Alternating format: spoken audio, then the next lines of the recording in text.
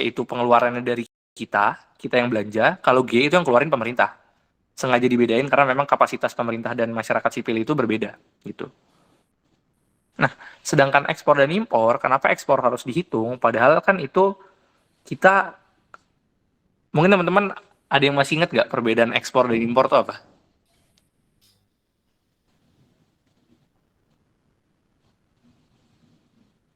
Udah lama mungkin ya belajarnya ya? Kalau mungkin kalau ekspor Kalau kita yang kirim barang keluar, kalau impor kita yang membeli barang dari luar kan. Oke, betul. Penjelasannya benar bahwa kalau ekspor itu kita menjual barang ke luar negara selain negara kita. Kalau impor kita beli dari negara lain. Nah, ekspor ini kan barang-barangnya diproduksinya di tempat kita ya, di Indonesia nih. Misalkan kita ekspor sepatu nih dari mana? Ciomas atau Ciapus. Itu kan banyak barang lokal tuh. Kita ekspor keluar. Produksinya terjadi di negara kita. Otomatis biayanya juga keluar di negara kita. Serta tenaga kerjanya juga biasanya dari negara kita juga. Kemudian dijual keluar. Nah, barang yang dijual keluar itu kan harus dihitung tuh. Keuntungannya berapa sih untuk negara? Karena kan nggak mungkin semua bebannya, produksinya, biaya produksinya dihitung di negara kita, tapi di saat dia dijual di luar negeri udah sampai keluar, itu nggak dihitung jadi barang kita. Itu nggak mungkin.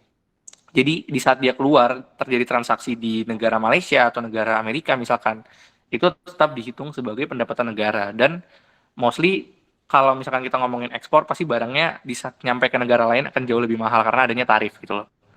Sama kayak impor ini kenapa dibuatnya negatif? Karena impor ini um, bergerak ke arah yang berbeda, arah yang berlawanan dari komponen-komponen lainnya yang sifatnya itu menambah keuntungan ekonomi. Kalau misalkan impor kan otomatis duit kita keluar kan. Itu artinya minus gitu loh. Minus bagi pendapatan nasional. Karena alih-alih itu menambah output kita, itu justru mengurangi. Kira-kira untuk pendapatan nasionalnya udah paham belum? paham, Kak. Oke. Paham ya, simpel ya sebenarnya. Mungkin selama ini dosen ngejelasinnya pakai cara yang cukup rumit, jadi mungkin teman-teman agak jadi takut lah kayak ke makro nih, aduh apa sih makro ini bikin pusing. Tapi kalau misalkan dilihat secara sederhana dan menggunakan kacamata awam dan kacamata yang sederhana, kita bisa mendapatkan definisi yang jauh lebih mudah gitu loh. Mungkin itu ya, kalau dari nomor satu tuh salah satu faktor-faktor dalam pendapatan, faktor-faktor yang mempengaruhi ekonomi makro itu salah satu utamanya adalah pendapatan nasional kita dan beberapa komponen-komponen yang udah gue jelasin tadi. Terus kita coba langsung lanjut ke nomor 2 deh. Nah, coba balik ke yang tadi deh Mas Zaid tuh, yang bukan yang balik-balik ke yang, nah ini, kalau kita ngomongin pendapatan satu sektor, teman-teman belajar kan ya, satu sektor, dua sektor, tiga sektor, empat sektor. Belajar Kak. Nah, kalau satu sektor itu artinya yang kita asumsikan itu Y sama dengan C aja tuh, yang udah dibiruin tuh sama Bang Zaid. Karena interaksi itu asumsinya hanya terjadi antara konsumsi rumah tangga dan pemerintah. Artinya nggak ada investasi, nggak ada governmental expenditure, dan nggak ada ekspor dan impor karena masuknya ke pasar tertutup. Kita benar-benar di negara kita doang, dan ini asumsi klasik bahwa tidak ada intervensi pemerintah dalam ekonomi makro gitu. Kalau teman-teman pernah diajarin mungkin kaidahnya disebut sebagai mekanisme pasar ya. Jadi yang mengontrol daripada naik turunnya ekonomi ya pasar itu sendiri. Nggak ada asumsi pemerintah, nggak ada. Nah, ya ini kurang lebih contohnya kayak gini. Jadi memang hanya rumah tangga dan perusahaan aja. Nah, pertanyaannya apa tadi kalau di soal? Keseimbangan. Keseimbangan ya. Kenapa? Wait. Kenapa Y equilibrium sama dengan Y BEP gitu kan? Simpelnya gini teman-teman. Kalau dalam perekonomian satu sektor, karena semua pendapatan atau Y, pendapatan nasional, itu digunakan hanya untuk konsumsi, jadi Y sama dengan C, maka nggak akan ada yang namanya kebocoran atau suntikan gitu loh. Jadi nggak akan ada namanya tabungan, pajak, impor, itu tuh nggak ada. Dan nggak ada yang namanya investasi, pengeluaran pemerintah, ekspor itu nggak ada. Jadi otomatis titik keseimbangannya terjadi di saat pendapatan nasional sama dengan konsumsi. Nah, di saat titik keseimbangannya di situ, maka di situ juga lah BEP-nya gitu loh. Jadi kenapa Y equilibrium sama dengan YBEP? Karena memang asumsinya cuma satu, cuman ada konsumsi rumah tangga dan tidak ada hal-hal lain yang bisa memenuhi kriteria pendapatan nasional selain konsumsi rumah tangga itu sendiri. Kira-kira ngerti nggak? Atau masih belum paham? Paham, Kak. Paham, Kak? Paham ya? Nah, jadi jawabannya udah ketemu ya untuk yang nomor berapa tadi? Nomor 2 ya?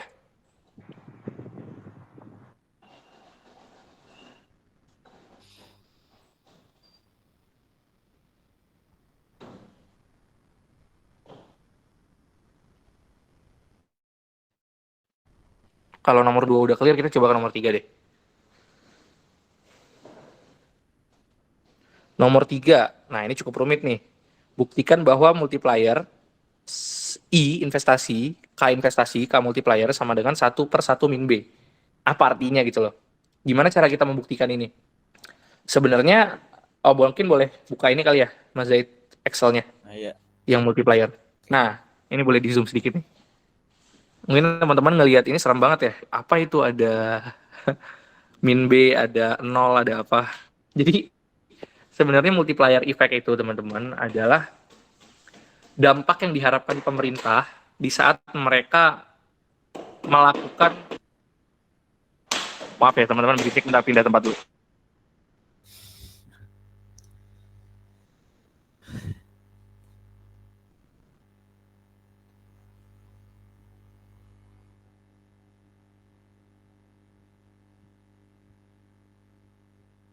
Jadi kurang lebih apa yang diharapkan pemerintah di saat mereka melakukan sebuah stimulus. Nah, stimulus itu bentuknya ada apa? Ada pajak, ada investasi, ada subsidi, macam-macam ya stimulus yang diharapkan dan dilakukan pemerintah untuk merubah situasi atau menstimulus ekonomi. Misalkan gini deh, analogi sederhananya. Teman-teman punya duit 10.000. Terus teman-teman, mungkin ini erat kaitannya dengan keagamaan ya, nggak apa-apa ya gue sedikit singgung ya. Teman-teman punya duit 10.000. Terus teman-teman kasih kepada orang yang butuhkan, misalkan ke pengemis. Terus teman-teman itu tiba-tiba dapat return atau dapat ganjaran balik gitu loh. Sebanyak 50.000 karena teman-teman udah berbagi, teman-teman tanda kutip ya disayang oleh Tuhan karena memberi dan diberikan ganjaran atau diberikan balasan berupa 50.000. Artinya multiplier yang dikasih sama Tuhan tanda kutip gitu ya. Jadi apa yang diharapkan kembali dari apa yang kita beri, itulah multiplier.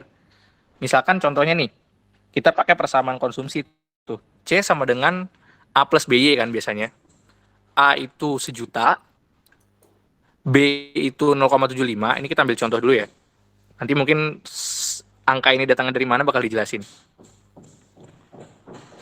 Nah, di saat kita tinggal masukin nih, kan udah dapat fungsinya nih, kita nggak perlu cari fungsi konsumsi lagi, kita udah punya, tinggal dimasuk-masukin aja tuh, jadinya 1/1 min B, B-nya berapa? 0,75, berarti, iya benar, 1 dikurang 0,75, dapat 1/0,25, dapatnya berapa jadinya? 4, nah berarti multipliernya nih 4, tapi yang jadi pertanyaan, itu bukan multipliernya itu berapa, tapi dari mana sih datang rumus K sama dengan 1/1 min B? Suara gue kedengaran nggak sih? Berisik nggak? Kedengaran, Kak. Aman, Kak. Oke, oke. Nah, dari mana datangnya rumus ini? Itu tadi dijelasin sama Mas Zaid ya. A itu sama dengan konsumsi otonom. Apa sih konsumsi otonom? Konsumsi otonom adalah konsumsi di saat pendapatan tuh 0. Jadi gini teman-teman analoginya. Misalkan teman-teman nggak punya duit teman-teman 0. Maka otomatis teman-teman tetap harus belanja dong, teman-teman tetap harus makan, teman-teman tetap harus minum, maka tetap akan ada pengeluaran even di saat pendapatan teman-teman tuh 0. Caranya gimana? Kalau misalkan pendapatannya 0 tapi tetap dimakan, ada yang bisa jawab nggak? Pinjam atau berhutang? Nah, benar. Jadi teman-teman harus pinjam uang, atau kalau di asumsi ekonomi teman-teman bisa pakai tabungan teman-teman buat melakukan konsumsi gitu. Makanya disebutnya konsumsi otonom, konsumsi yang tidak terpengaruh terhadap pendapatan. Apapun yang namanya otonom itu artinya dia nggak berpengaruh terhadap faktor. Jadi dia memang harus keluar, mau apapun teman-teman nggak punya duit, nggak punya, di saat melakukan investasi nggak punya keuntungan, tapi tetap harus dilakukan gitu loh.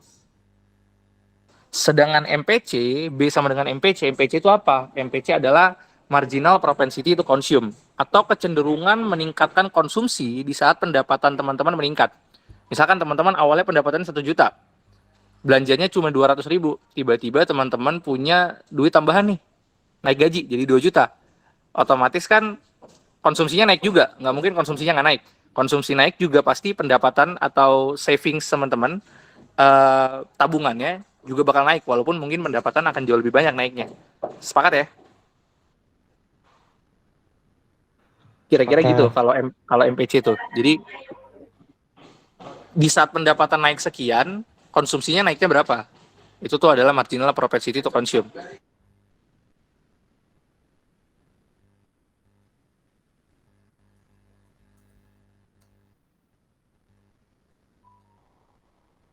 Sebentar ya.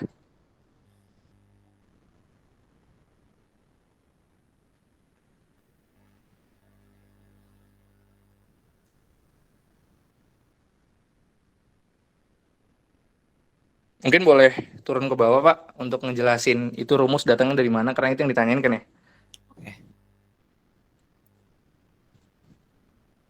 Nah, kita pakai persamaan yang tadi, Y sama dengan C plus I plus G. Kenapa nggak ada ekspor impornya? Karena ini sektor tertutup ya, jadi mentok di 3 sektor.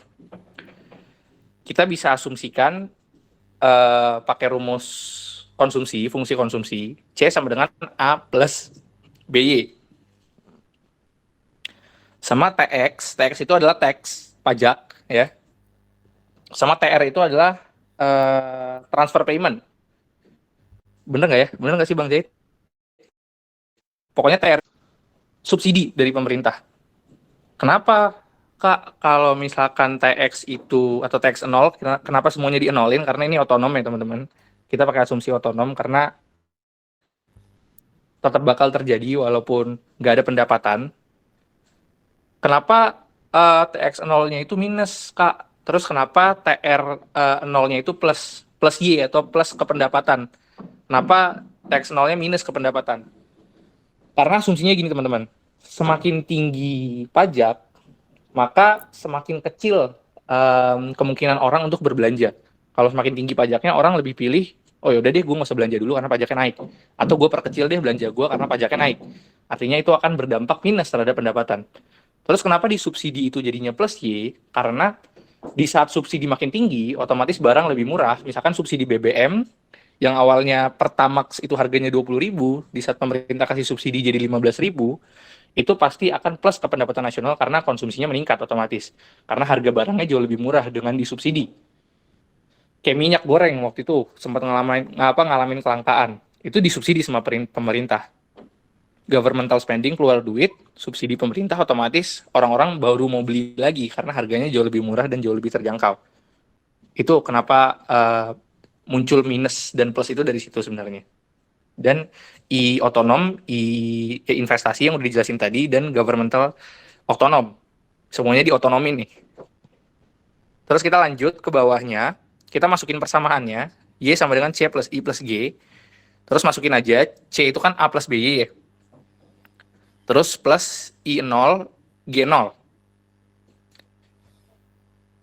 Terus lanjut lagi, kan teksnya sama yang transfer payment-nya belum dimasukin nih. Nah, kita masukin nih sekarang. Jadi A plus B dalam kurung, ini kita masukin ke kurung, minus TX 0. Kenapa minus? Karena yang udah dijelasin tadi, dia sifatnya menurunkan pendapatan, dan plus TR. Kenapa plus TR? Karena dia sifatnya meningkatkan pendapatan. Terus lanjut lagi ditambah I0 plus G0. Nah, setelahnya itu tuh dikali. Kayak itu ya. Dikali ke kurung semuanya tuh. Pelangi. Nah, kali pelangi tuh. B dikali Y, B dikali minus TX 0, B dikali plus TR 0, itu jatuhnya jadinya yang bawah tuh. Y. B dikali min TXR0, min B TXR0. Min B TX0, sorry. Terus B dikali TR0, B TR0. Terus, kedengeran nggak suaranya? Tes. Kedengeran, Kak. Nah, terus ditambahin lagi tuh I0 sama G0-nya.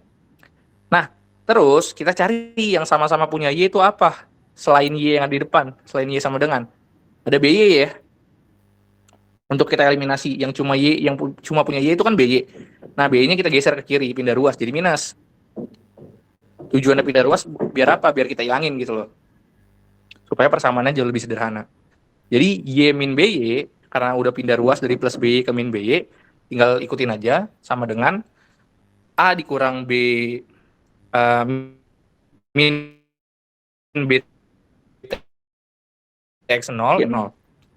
Terus kita sederhanakan nih teman-teman, dari yang awalnya Y min BY, jadi 1 kurang B dikali Y. Itu sebenarnya sama aja teman-teman. Jadi asumsinya misalkan teman-teman, nah dijelasin sama Bang Jay itu.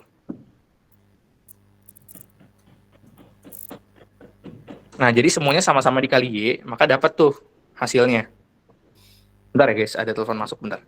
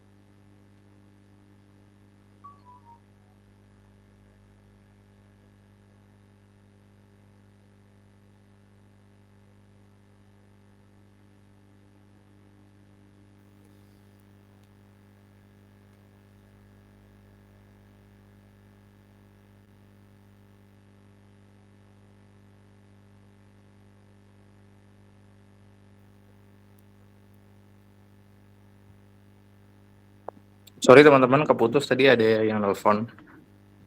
Nah, itu tuh disederhanain tuh jadinya.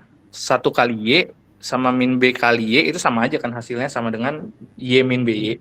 Jadi cuma disederhanain buat nanti dipindahin ke bawah. Jadi 1 min B dikali Y sama dengan A min B TX0 plus B TR0 plus I0 plus G0.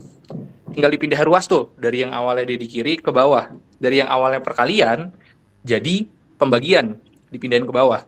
Jadi fungsi akhir yang kita dapat adalah Y sama dengan A min BTX0 plus BTR0 plus I0 plus G0 per 1 min B. Nah, terus dapat dari mana tuh angka atau huruf KI sama dengan 1 per 1 min B? Coba digeser sedikit ke kanan, Bang J, yang di Excel. Nah, itu adalah hasil kalau kita mau cari multiplier dari teks KTX0, artinya kita tinggal cari pasangannya teman-teman. Pasangan yang ada di fungsi terakhir. Kan pasangan B yang ada di KTX itu tinggal min B ya. Jadi tinggal min B per 1 min B. Sedangkan KTR0 itu kan positif B. Jadi ya udah B per 1 min B. Sedangkan I dan G itu kan nggak punya ini ya, nggak punya B ya. Mereka kita asumsikan sebagai 1 jadinya. Jadi 1 per 1 min B. Kalau misalkan KG sama juga 1 per 1 min B. Jadi itu tuh asal muasal kenapa rumusnya bisa K multiplier KI atau K investasi sama dengan 1/1 min B. Kira-kira teman-teman paham nggak? Atau bingung? Paham, Kak? Paham ya? Sebenarnya kalaupun teman-teman merasa bingung, tinggal diikutin aja alurnya, dicoba dipikirin, kira-kira teman-teman bingungnya di mana, Pak ini kok bisa berubah jadi kayak gini tuh, caranya gimana, dan lain-lain itu bisa, nanti teman-teman tanyain aja kalau misalkan masih bingung. Tapi kurang lebih seperti inilah gambaran daripada kok bisa rumusnya itu sama dengan 1/1 min B. Jadi jawabannya itu dari sini teman-teman. Kita boleh next ke nomor selanjutnya mungkin? Boleh ya? Boleh Kak. Ya, Kak. Kita bahas yang namanya kebijakan moneter dan kebijakan fiskal. Tapi sebelum kita jauh ke sana teman-teman, ini akan sangat banyak saya singgung nantinya istilah ini, yaitu inflasi. Teman-teman ada yang tahu nggak inflasi itu apa?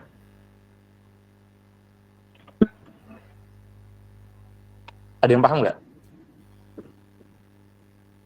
Mungkin bisa kasih pendapat, kan selama ini pasti sering dengar karena inflasinya naik, inflasinya turun, inflasinya tinggi. Harga barang atau jasa yang terus-menerus naik dalam waktu jangka tertentu. Oke, benar banget. Jawabannya sangat-sangat tepat. Inflasi itu adalah kenaikan harga, sekumpulan harga barang dan jasa. Jadi kalau cuma satu barang yang naik dan naiknya cuma sebentar, itu namanya bukan inflasi tapi fluktuasi.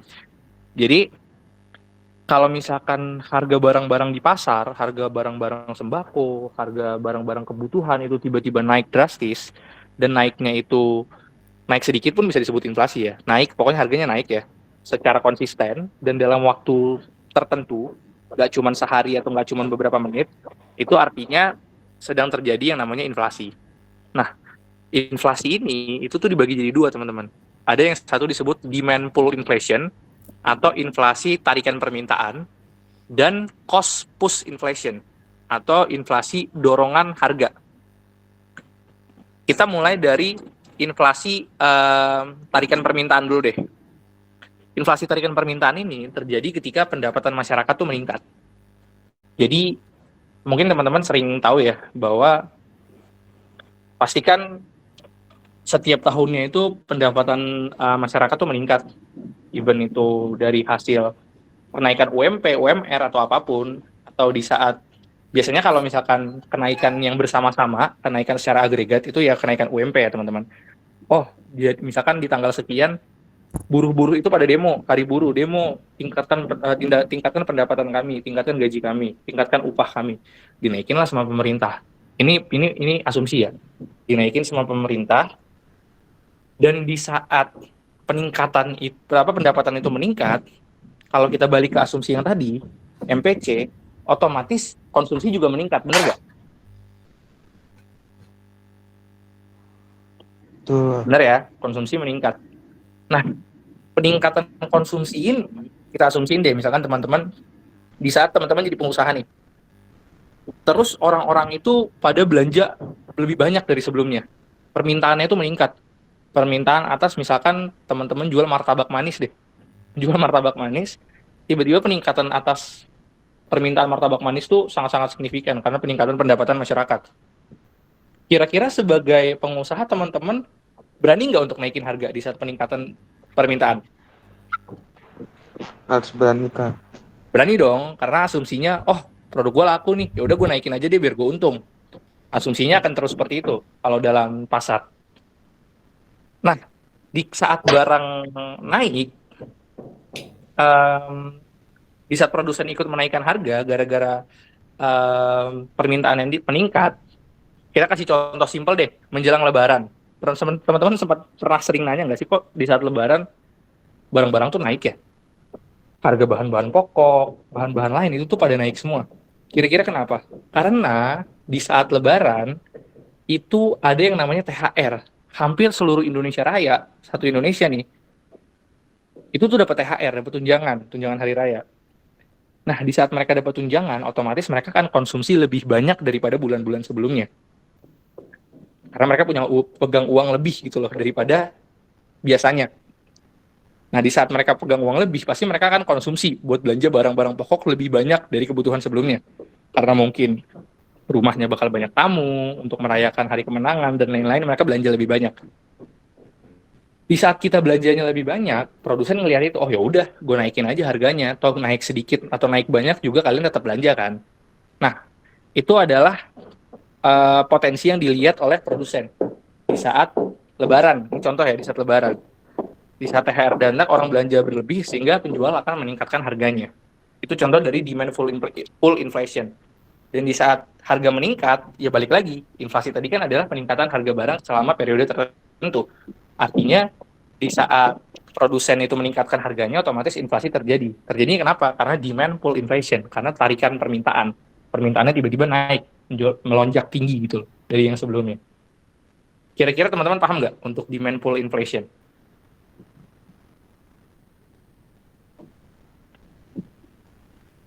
Paham. Paham ya? Simpel ya sebenarnya ya. Terus selanjutnya ada cost push inflation atau inflasi dorongan biaya. Nah, kalau yang ini terjadi di saat kenaikan harga pokok berpengaruh ke kenaikan harga jual, teman-teman. Misalkan, teman-teman pernah mikirin nggak sih, kenapa di saat BBM naik, itu orang protesnya luar biasa? Karena di saat BBM naik, otomatis ongkir, simpelnya gini ya, ongkos kirim dari lokasi A ke lokasi B itu akan jauh lebih tinggi. Karena di saat biasanya mereka perlu bensin cuma 50.000, sekarang harus 60.000, misalkan kayak gitu asumsinya. Otomatis kan ada kerugian yang terjadi tuh dari yang sebelumnya. Nah, gimana cara mereka menutupi kerugiannya? Ya dengan ningkatin harga barang yang mereka jual. Jadi yang awalnya perusahaan produksi susu kotak, ngejual susunya satunya 5.000, gara-gara BBM naik, mereka harus ngirim produknya, harus distribusin produknya, harus ngirim raw materials-nya ke pabrik-pabrik. Akhirnya, oh ya udahlah, gue naikin aja harganya supaya bisa nutup nih biaya bensin yang naik. Paham nggak? Jadinya kan, ya kan, jadi kan di saat barangnya naik, otomatis ya udah. Kalau BBM itu kan pasti semuanya pakai BBM ya, semua perusahaan ya. Jadi otomatis di saat BBM naik, semua perusahaan punya kecenderungan akan menaikkan harganya mereka. Dan di saat harga naik, balik lagi inflasi lagi. Nah, itu adalah inflasi karena dorongan biaya, teman-teman. Nah, sekarang gue akan bahas hal yang lebih spesifik lagi untuk inflasi. Mohon maaf ya teman-teman kalau misalkan pengantarnya banyak, ini supaya paham aja konsep inflasi, kebijakan moneter, kebijakan fiskal dengan cara yang sangat-sangat sederhana. Jadi, gue akan bahas apa sih hubungan inflasi dengan jumlah pengangguran. Pasti kan sering dibahas tuh. Atau teman-teman kalau udah belajar diajarin kurva Phillips, itu kan kurva yang menunjukkan hubungan antara tingkat inflasi dan tingkat pengangguran kan. Misalkan gini, ketika pemerintah mengutamakan untuk menurunkan jumlah pengangguran, ya, biasanya kan jumlah pengangguran itu diturunkan untuk supaya semua orang kerja terus, semua orang kerja nih, dan di saat semua orang kerja, semua orang spending, semua orang punya duit untuk belanja, dan di saat semua orang punya duit untuk belanja, otomatis, ya pokoknya pertumbuhan ekonomi akan terjadi gitu. Di saat pemerintah mengutamakan untuk menurunkan jumlah pengangguran, dan semua orang bekerja, terus pertumbuhan ekonomi akan meningkat. Sepakat sampai di situ ya? Nah, tapi masalahnya ketika semua orang punya duit, semua orang pegang duit, dan penganggurannya hampir nggak ada, otomatis permintaan di pasar akan naik dong. Karena yang awalnya orang nganggur nggak belanja, dapat lapangan pekerjaan, mereka jadi belanja nih. Nah, di saat mereka belanja, permintaan meningkat, balik lagi ke demand pull inflation. Karena yang awalnya yang belanjanya misalkan 260 juta orang, karena 10 atau 20 jutanya lagi pengangguran, sekarang jadi 280 juta nih yang belanja. Dan kekuatan belanjanya tuh kurang lebih sama. Akhirnya kan produsen melihat itu sebagai potensi, oh orang-orang pada punya duit, ya udah gue naikin harga gue, akhirnya inflasi lagi. Nah, tapi sebaliknya, jika pemerintah berusaha mengontrol inflasi, maka penganggurannya akan dibiarin nganggur. Karena kalau pengangguran yang dikasih lapangan kerja, ya bakal inflasi. Tapi kalau misalkan inflasinya dibiarin, ya nggak bagus juga buat negara. Jadi, dua sistem inflasi dan pengangguran ini bisa kita lihat sebagai trade-off, teman-teman. Suatu hal yang nggak bisa kita ambil dua-duanya. Misalkan contoh nih ya, siapa di sini kira-kira ya? Mas Arza deh, yang tadi komen. Mas Arda suka nih sama dua cewek nih, cewek A dan cewek B. Udah pasti kan Mas Arza nggak bisa memiliki dan membahagiakan dua-duanya dong, harus milih satu dong. Nah, di saat Mas Arza milih satu, pasti yang satunya nggak akan bahagia, pasti yang satunya akan sedih. Begitu juga sebaliknya, kalau pilih yang B, ya yang A bakal sedih, yang A bakal cabut. Nah, kayak gitulah kurang lebih gambaran inflasi dan pengangguran. Jadi kalau misalkan pemerintah itu menekan jumlah inflasi, menurunkan, mengontrol jumlah inflasi, otomatis pasti penganggurannya meningkat dan pertumbuhan ekonominya turun. Dan di saat pemerintah mau menekan jumlah pengangguran, nurunin jumlah pengangguran untuk meningkatkan pertumbuhan ekonomi, pasti inflasinya meningkat. Jadi memang serba salah dan harus situasional, tergantung kondisi ekonomi global. Kira-kira paham nggak untuk hubungan antara inflasi dan pengangguran nih? Paham Kak Bayu. Paham, Kak. Paham ya? Oke, berarti sekarang kita lanjut ke pertanyaan utamanya, yaitu kebijakan moneter dan kebijakan fiskal, teman-teman. Apa sih kebijakan moneter dan kebijakan fiskal? Simpelnya kebijakan moneter itu adalah kebijakan yang diambil oleh bank sentral. Bank sentral kita apa di sini? BI, Bank Indonesia. Kalau kebijakan fiskal, kebijakan yang diambil oleh pemerintah, even itu presiden ataupun Kementerian Keuangan. Nah, dua-duanya ini punya dua sifat, teman-teman. Kebijakan moneter ada yang kontraktif dan ada yang ekspansif. Begitu juga dengan kebijakan fiskal. Ada yang kontraktif dan ada yang ekspansif. Kebijakan kontraktif digunakan di saat sedang terjadi inflasi yang tinggi. Di saat inflasi meningkat, kebijakan yang diambil itu akan kebijakan kontraktif. Either itu kebijakan moneter maupun fiskal. Pokoknya arahnya kontraktif. Sedangkan kebijakan yang ekspansif digunakan saat ekonomi sedang lesu atau butuh stimulus. Misalkan gini, kita ambil contoh ke kebijakan moneter dulu ya. Kebijakan moneter yang kontraktif dulu deh. Misalkan sedang terjadi inflasi, teman-teman. Bank sentral atau Bank Indonesia itu biasanya akan ningkatin suku bunga acuan. Gue tingkatin nih suku bunga acuan jadi 6% misalkan. Biasanya suku bunga itu akan di atas, akan jauh, nggak jauh sih, pokoknya akan sedikit lebih di atas daripada jumlah inflasi. Misalkan inflasinya 5%, ya suku bunganya 5,5%. Nah, di saat pemerintah atau bank sentral meningkatkan suku bunga acuan yang mengakibatkan perusahaan yang sedang mengalami keuntungan nih, perusahaan lagi karena inflasi kan ya, artinya kan dia jualnya mahal tuh, orang beli terus, artinya perusahaan untung nih. Nah, di saat perusahaan untung, besar keinginan perusahaan itu untuk melakukan ekspansi, teman-teman. Perusahaan mau buka cabang, bener nggak? Gue lagi megang banyak duit, gue ke bank minjem duit buat bangun pabrik baru, atau buat beli ruko baru, buat KPR rumah baru, misalkan kayak gitu. Nah, di saat bank sentral naikin suku bunga, di saat dia nyampe ke bank nih, misalkan bank BCA, bang, gue pengen pinjem duit 10 miliar, karena gue pengen bangun pabrik baru nih, usaha gue lagi bagus, soalnya daya beli masyarakat lagi naik, dan inflasi lagi tinggi. Terus banknya bilang, oh maaf kak, bank sentral baru aja naikin suku bunga nih, yang awalnya 5% jadi 6%. Jadi kakak kalau minjem 100 miliar, kakak harus bayar bunga sejumlah 6%. Mungkin untuk duit kecil itu jumlahnya juga kecil 6% ya, tapi kan untuk duit yang jumlahnya puluhan bahkan ratusan miliar, maka akan jadi besar juga 6% tuh. Nah, di saat bank sentral ngomong kayak gitu atau bank BCA ngomong kayak gitu, pengusaha yang tadi mau minjem duit jadi nggak jadi kira-kira turunnya kapan ya? Nah, dikasih tahu, oh turunnya segini kak. Nah, dia tahan tuh, dia nggak minjem duit sampai suku bunganya turun lagi. Itulah yang bikin kenapa di saat bank sentral naikin suku bunga acuan, maka uang beredar di masyarakat atau uang yang transaksi ekonomi itu akan jauh lebih turun atau terjaga lah. Karena orang yang awalnya tadinya mau pinjem duit, nggak jadi minjem duit. Justru banyak orang juga pada akhirnya nabung gitu loh. Karena suku bunganya tinggi, mereka nabung. Kenapa begitu? Karena otomatis return ke mereka lebih gede. Biasanya kalau nabung cuma dapat 4% atau 5%, ini dapatnya 6%.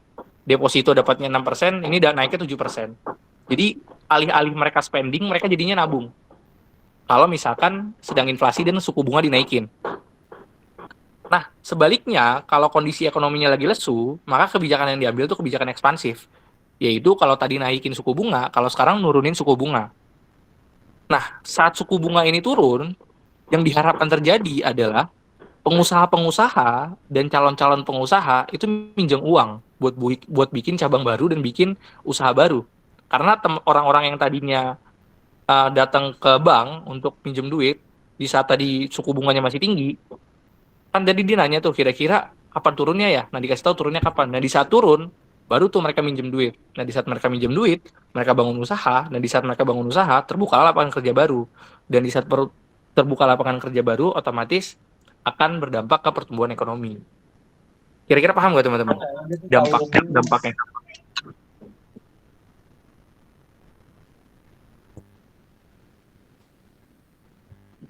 Paham nggak kira-kira? Paham Atau kalau masih Paham, Kak, paham. paham ya? Kurang lebih kayak gitu ya. Itu untuk kebijakan moneter nih, teman-teman. Kalau untuk kebijakan fiskal, itu kebijakan yang mengontrol perekonomian negara melalui pendapatan dan pengeluaran negara. Kalau tadi melalui penurunan penaikan suku bunga bank sentral, kalau sekarang itu pendapatan dan pengeluaran negara. Kalau misalkan negara perekonomiannya sedang lesu, maka yang ditingkatkan adalah pengeluaran. Pengeluaran negara itu apa sih? Pengeluaran negara salah satunya adalah subsidi. Jadi saat ekonominya lemes nih, yang ditingkatin subsidi supaya masyarakat belanja. Supaya masyarakat belanja, setelah masyarakat belanja, roda perekonomian kembali berputar. Dan kebalikannya, mereka akan menurunkan pendapatan dengan peningkatan subsidi dan penurunan pajak. Jadi kalau misalkan, kan tadi pendapatan dan pengeluarannya. Nah, kalau misalkan ekonominya lesu, maka yang diturunkan adalah pendapatannya. Pendapatan negara melalui apa? Melalui pajak. Kenapa pendapatan negara melalui pajak kalau diturunin akan berpengaruh ke stimulus ekonomi? Kayak yang gue bilang tadi, yang biasa pajak buat belanja itu misalkan 10%, turun jadi 8%. Jadi teman-teman yang tadinya nggak belanja, ngelihat pajak turun, jadinya belanja. Atau kalau dari kebijakan fiskal itu ada juga yang disebut sebagai amnesti, tax amnesti atau amnesti pajak. Amnesti pajak itu adalah pengampunan pajak, teman-teman, buat orang-orang yang nunggak, supaya orang-orang punya motivasi untuk bayar lagi. Misalkan teman-teman Bang Jahit itu punya tunggangan pajak selama 5 tahun. Pemerintah bingung dong, 5 tahun aja nggak dibayar, apalagi yang ke depan-depannya. Ya udah deh, cengli lah yang 5 tahun gue ampunin, gue hilangin, supaya ke depannya, tapi ke depannya lu harus bayar pajak gitu. Itu salah satu bentuk dari kebijakan fiskal, yaitu tax amnesty. Nah, simpelnya kalau misalkan, gampangnya gini ya, kalau misalkan pajak turun, masyarakat belanja. Kalau pajak tinggi, masyarakat tahan duit. Kalau misalkan subsidi tinggi, masyarakat belanja. Kalau subsidi diturunin, masyarakat tahan duit. Simpelnya kayak gitu. Jadi untuk menjaga laju inflasi dari kebijakan fiskal dan kebijakan moneter adalah gimana caranya pemerintah itu dan bank sentral mampu untuk menjaga atau mengontrol duit kita ini mau dipakai apa enggak. Kurang lebih kayak gitu. Untuk kebijakan moneter dan kebijakan fiskal. Kira-kira paham nggak teman-teman untuk kebijakan moneter dan fiskal? Paham, Kak. Paham ya? Tadi Bang Jahit WA, dia ada kelas jam 3. Jadi mungkin dia harus jalan dari sekarang. Bang Jahit masih ada nggak? Masih bisa ngomong nggak? Yo. Berarti sekarang udah nggak bisa lagi ya? Mau jalan ya? Mau TW dulu ini. Oke, paling kita reschedule kira-kira teman-teman bisa di jam berapa ya? Nanti biar gue sama Bang Jahit lanjut ke soal hitungan. Mungkin boleh dirembuk dulu sama teman-temannya. Mau di hari apa atau mau di hari ini juga, di jam berapa, terserah. Kebetulan karena... Gue kan cuma bahas soal 2 dan 3. Jadi pengen lu ngabisin aja sekarang di soal 1 gitu. Oh ya udah, boleh. 2 sama 3 tapi coba aja. Di-share dulu deh. Yang nomor 1 tadi, soal nomor 1. Bisa nggak? Nah, itu dia ini. Mau tinggal dulu laptopnya. Kalau gitu sekalian aja deh, Mas. Kali ini. Gue lagi nggak pegang laptop juga soalnya. Ini dikit sih, nggak banyak. Nanti dibarengin aja sama nomor 2 dan nomor 3. Kira-kira bisa di jam berapa, nanti teman-teman ngobrol aja ke Komti, supaya Komti nanti bisa nyampein ke kita ya. Oke teman-teman, mungkin sampai sekarang bahasannya ini dulu, berhubung memang